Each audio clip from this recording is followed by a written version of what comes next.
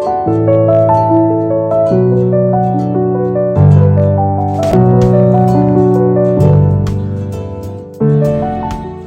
আলাইকুম।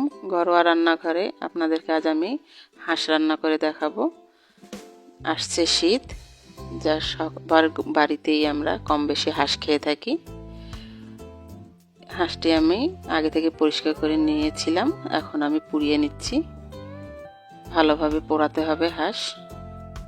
ফুটন্ত গরম পানিতে আমি হলুদ লবণ দিয়ে মাংসটাকে দিয়ে কিছু সময় জাল করে নিব, যাতে হাঁসের গন্ধটা না থাকে। এখন গরম তেলে আমি পেঁয়াজ দিয়ে দিলাম।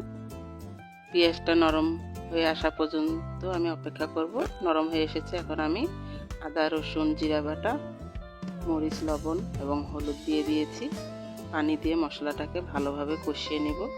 কষানো হয়ে গেছে, এখন কিছু গোটা মশলা দিয়ে দিলাম।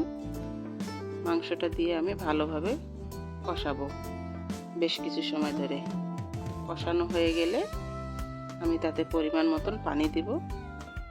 সিদ্ধ হওয়ার পর্যন্ত আমরা অপেক্ষা করব।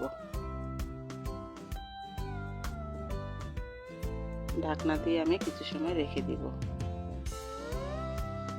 গরম মশলা দিয়ে আমরা নামিয়ে ফেলবো।